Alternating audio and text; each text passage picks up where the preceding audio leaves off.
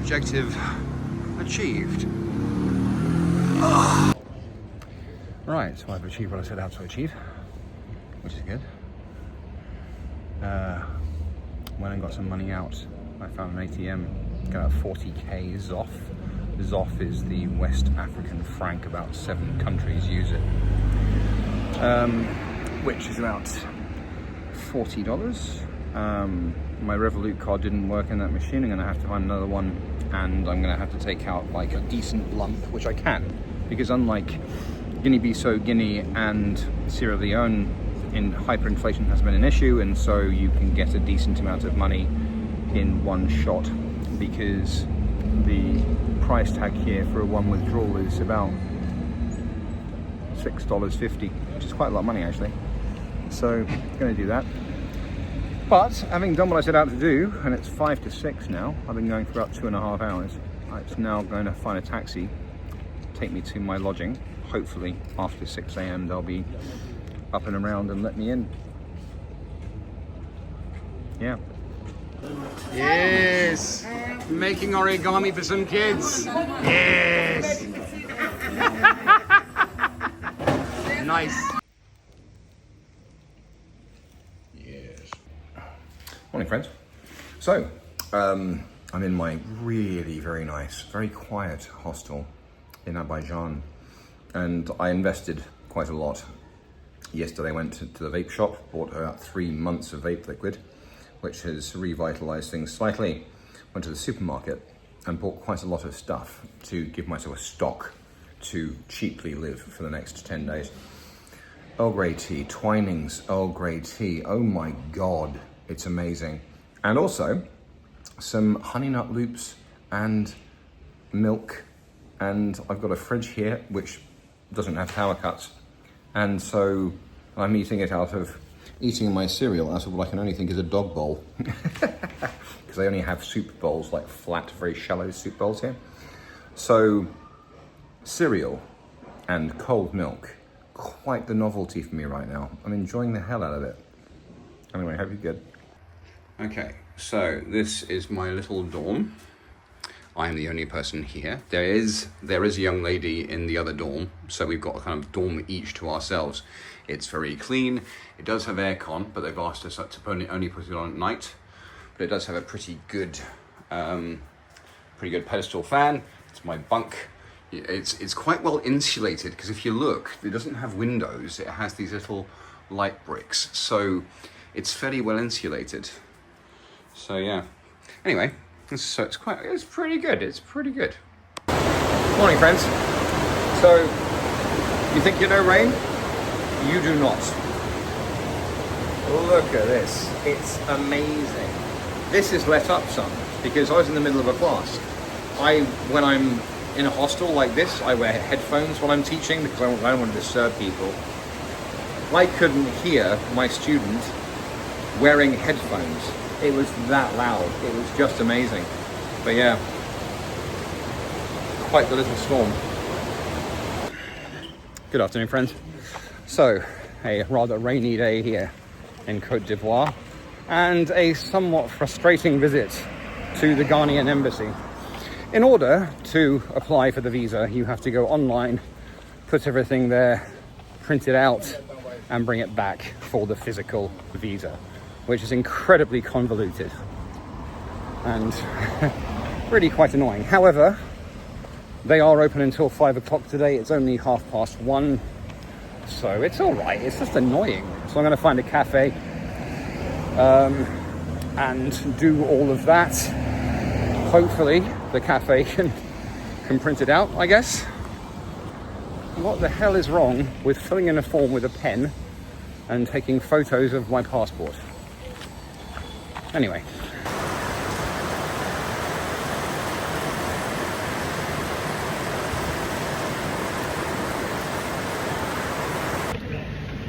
Right, so I'm having a very frustrating afternoon, and I'm attempting to keep my cool with the people at the Ghanaian embassy, because getting frustrated and angry with people who literally control whether you come to the country or not is always a bad idea. But it's so frustrating filling in six entire sections on the online application form, up to and including GPS coordinates for the places that you're staying. I mean, it's crazy, absolutely crazy. Anyway, that was the most frustrating entire afternoon. I didn't even get the bloody thing submitted.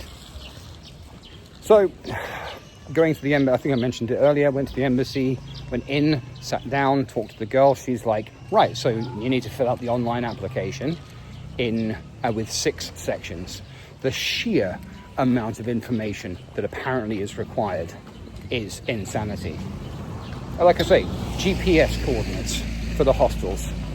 And she was like, well, and I literally had to go because I didn't have Wi-Fi in the building.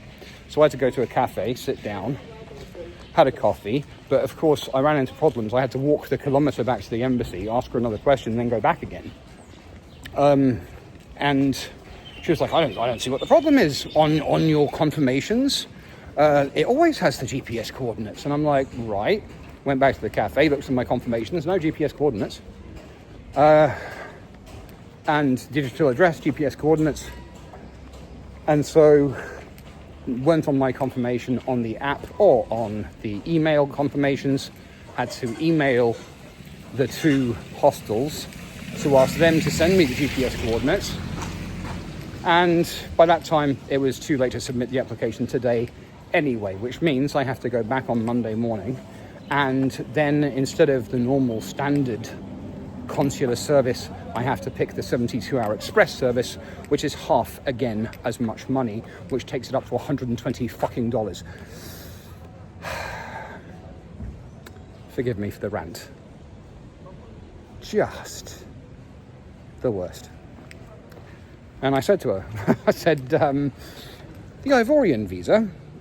Now, fair enough, as keen viewers of my channel will recall, finding the location to go there and get it, that was actually kind of challenging. But in the end, went there, filled out 3 forms with a pen, and gave him my passport, and picked it up 12 hours later. I realised that, of course, things aren't always that easy, but the sheer level of hoops through which one has to jump is crazy. And that also means that instead of running around and picking up Ghanaian visa, Benin and Togo visa, hopefully, because they're all in the same kind of area, I'm probably not going to be able to do the second 2, and I'll have to do that in Accra. Bad day. Yeah. Good afternoon, friends. So it's Saturday afternoon. I have, after banging my head against visa applications for the last couple of hours, I'm headed out to explore a little bit the area, but I'm going to find some food really. Funny thing though, as I mentioned, the Ghanaian visa application system is insanity. Absolutely crazy. I'm still doing that. Contrary-wise, the Togolese and Benin visa system, I got that done in less than an hour combined. And I've already got my e-visa through for Benin. Anyway, griping. I'm currently walking through really a muddy kind of area, and there's there's a bunch of wooden bridges, shall we say, which I'll record for you.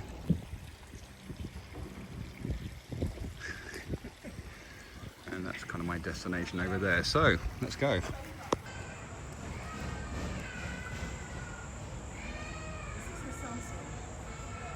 And that's an iPhone. Yeah.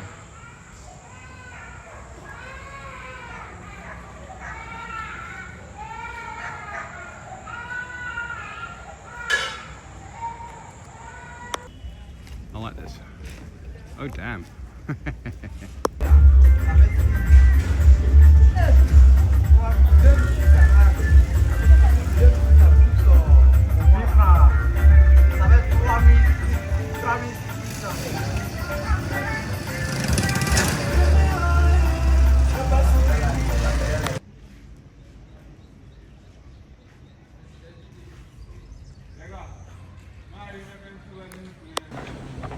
Good afternoon, friends.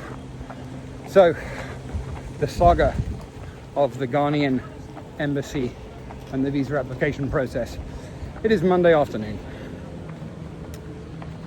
I will explain more about it because I think what I'm going to do is break it down in 5 minutes, so anyone who watches this who's applying for a Ghanaian visa will have far less hassle than I have.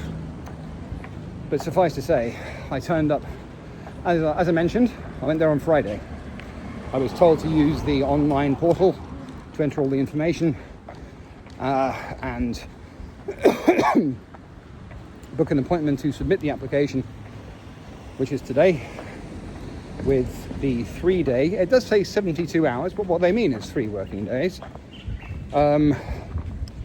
processing system, which is a premium system, for which you pay 150% of the original price. So the basic 5 working days is 40,000. The 3-day, 72-hour 3-day is 60,000. Then I turned up, actually in quite chipper mood, having done everything correctly.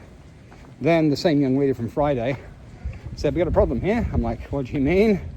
As well, this Friday is a public holiday, and the 72 hours, it isn't 72 hours. That's the nomenclature differential. She means it's actually 3 working days, and the clock starts tomorrow morning.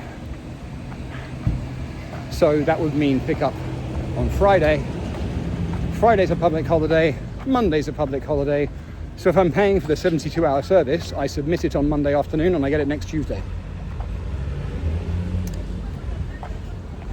Yeah. So she says, "We can fix it." And I said, "What, pay the 24-hour charge?" She says, "Yes, that's right."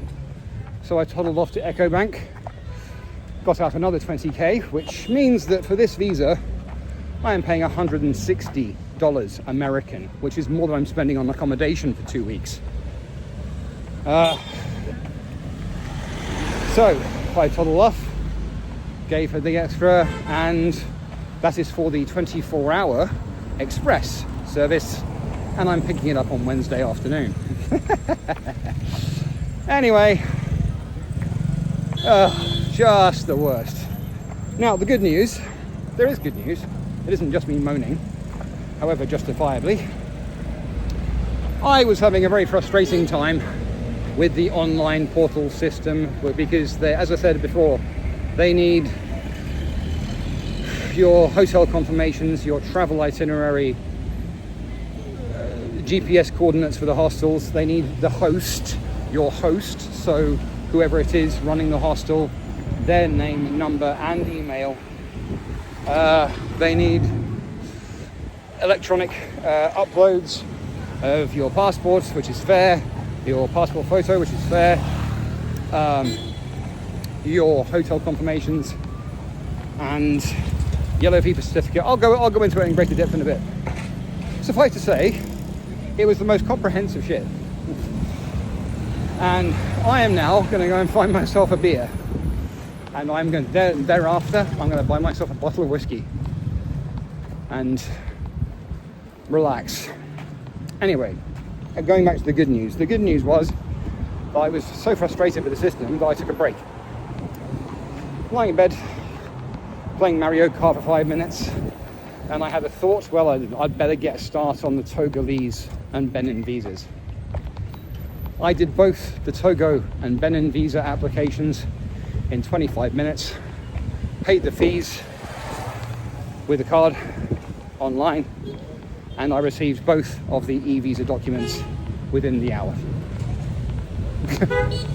And they're francophone countries, man. I was reading in French. Anyway, okay, so this is a public service message, if you will.